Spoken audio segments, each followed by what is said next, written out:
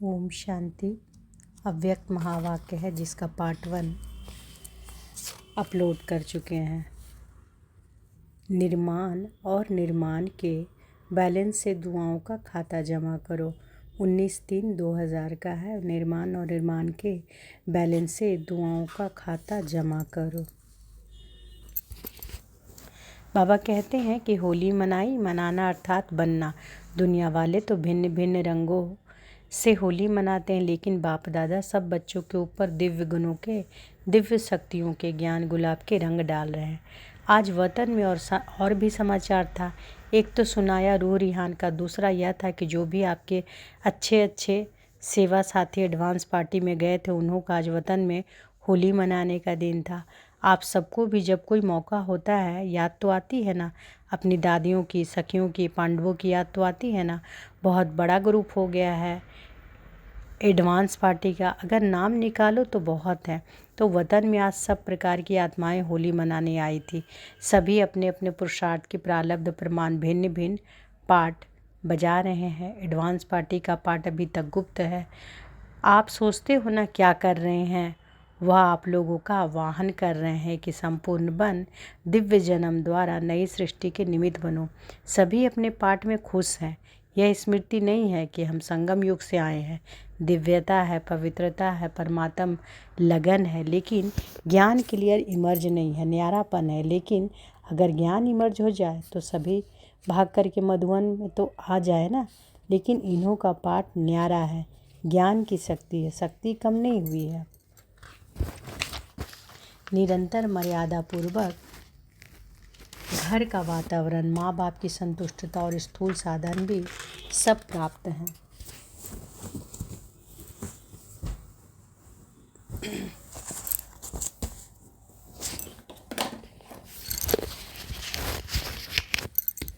मर्यादा में बहुत पक्के हैं।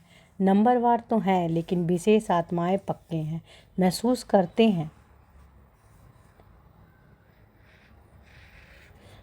करते हैं कि हमारा पूर्व जन्म और पुनर्जन्म महान रहा है और रहेगा। फीचर्स भी सभी के मेजॉरिटी एक रॉयल फैमिली की तृप्त आत्माएं, भरपूर आत्माएं, हर्षित आत्माएं और दिव्य गुण संपन्न आत्माएं दिखाई देती हैं। यह तो हुई उन्हों की हिस्ट्री, लेकिन वतन में क्या हुआ, होली कैसे मनाई। आप लोगों ने देखा होगा कि होली में भिन्न भिन्न रंगों के सूखे रंग थालियों में भरकर रखते हैं। तो वतन में भी जैसे सूखा रंग होते हैं ना, ऐसे बहुत महीन चमकते हुए हीरे थे, लेकिन बोझ वाले नहीं थे। जैसे रंग को हाथ उठाओ तो हल्का होता है ना, ऐसे भिन्न भिन्न रंग के हीरों की थालियां भरी हुई थी।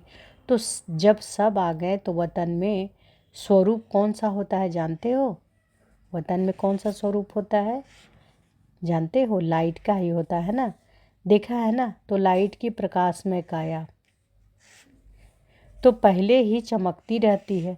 तो बाप दादा ने सभी को अपने संगम युगी शरीर में इमर्ज किया।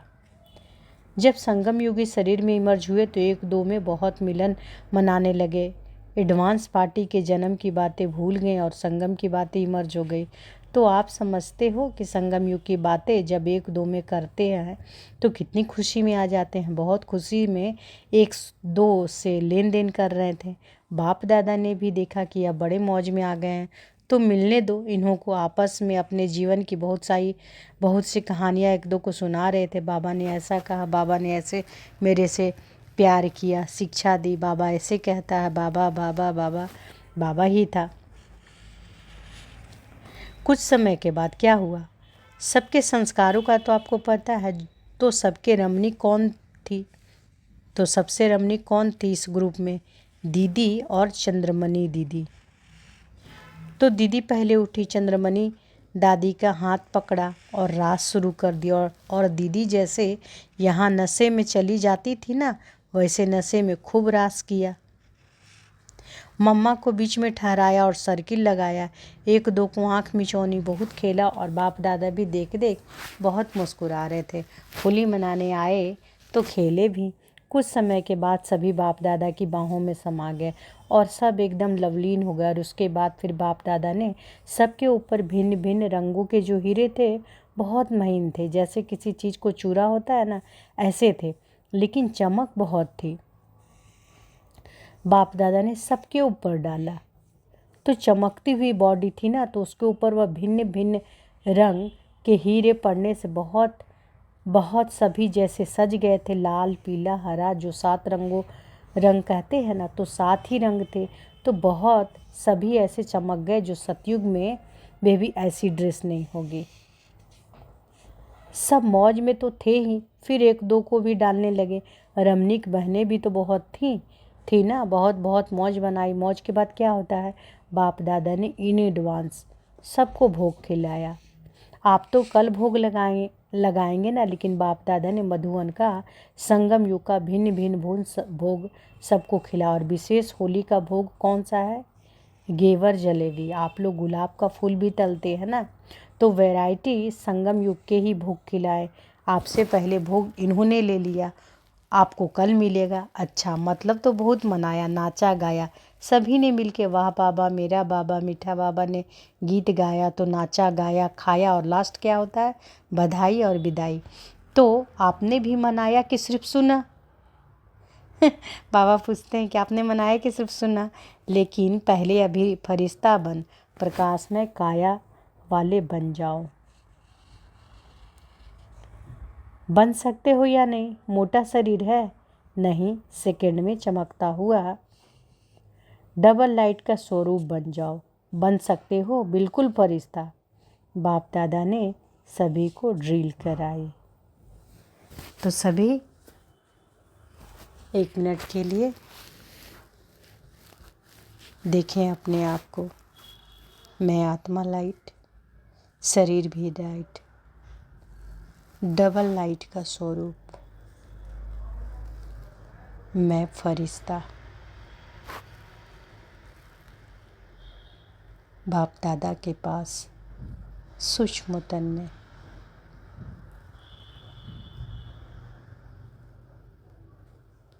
ओम शांति।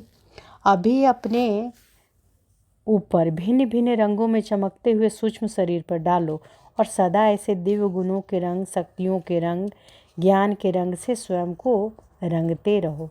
तो बाबा क्या बोले कि अभी अपने ऊपर भिन्न भिन्न रंगों के चमकते हुए हीरे सूक्ष्म शरीर में डालो और सदा ऐसे दिव्य गुणों के रंग, शक्तियों के रंग, ज्ञान के रंग, गुण के, शक्तियों के, ज्ञान के रंग से स्वयं को रंगते रहो। और सबसे बड़ा रंग बाप दादा के संग के रंग, सदा रंगे रहो ऐसे अमर भव।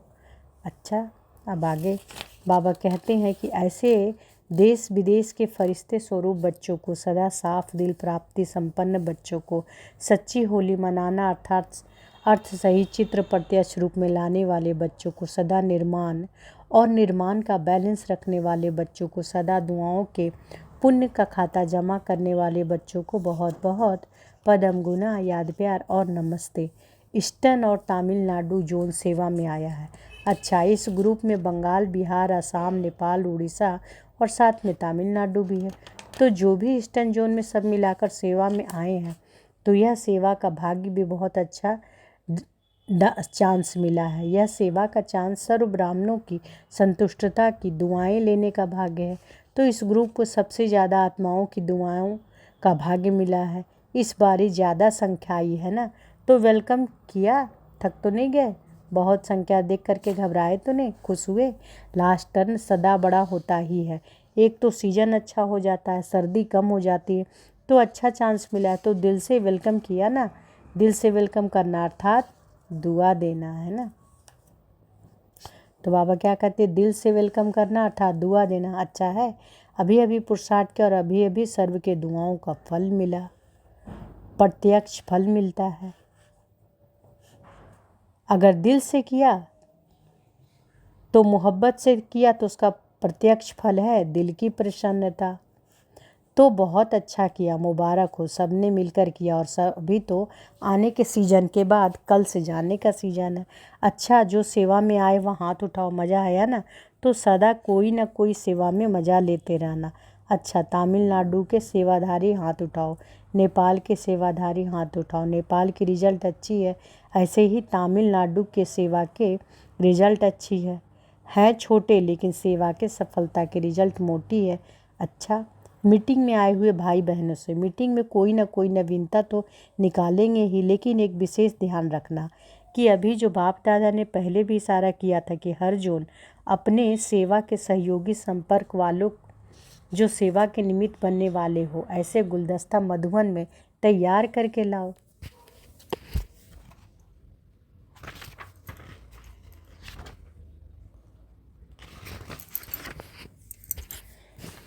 चाहे कोई भी वर्ग के हो, लेकिन ऐसी विशेष आत्माओं को जो समय प्रति सहयोगी बनने के निमित्त बन सकती हो, ऐसे सेवा कराने अर्थ निमित्त बने हुए आत्माओं को सामने लाओ। बाप दादा के सामने नहीं, मधुबन में सामने पहले लाओ ग्रुप बना के, फिर वह जितना आगे बढ़ेंगे तो समीप आएंगे। तो इस बात पर विशेष अटेंशन देकर चारों ओर का देश विदेश सब तरफ का ग्रुप सामने आना चाहिए। कर सभी रहे होंगे लेकिन सामने आना चाहिए और उस ग्रुप द्वारा आपकी सेवा ज़्यादा से ज़्यादा बढ़ेगी, क्योंकि संगठन में आने से उनको बल मिलेगा। फैमिली मेंबर अनुभव करते जाएंगे और साथ साथ मनसा सेवा के ऊपर विशेष आपस में ग्रुप बनाकर एक तो स्पष्ट करना, दूसरा उस ग्रुप को समय प्रति समय आपस में मिलकर मनसा सेवा के वृत्ति का प्लान बनाना चाहिए, रिजल्ट निकालनी चाहिए, क्योंकि समय प्रमाण सरकमस्टांस प्रमाण अभी मनसा सेवा की बहुत बहुत आवश्यकता होगी।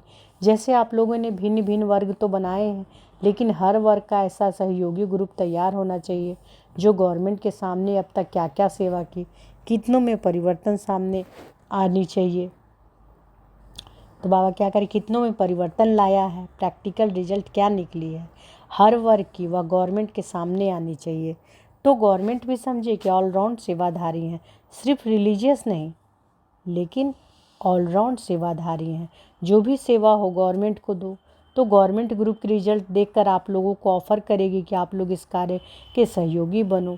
अभी गवर्नमेंट के सामने प्रैक्टिकल नशा नहीं आया है, सेवा बहुत कर रहे हैं, लेकिन सबकी आंखें खुले टीवी के पेपर्स आए कि ब्रह्मा कुमारियाँ यहाँ यह सेवा का परिणाम लेकर गवर्नमेंट के सामने आई। तो प्रैक्टिकल परिणाम निकाल कर दिखाओ, ये छोटे छोटे विघ्न सब खत्म हो जाएंगे। अभी तक यही समझते हैं कि यह धार्मिक संस्था है, सोशल भी है, एजुकेशनल भी है और सब वर्ग के निमित्त।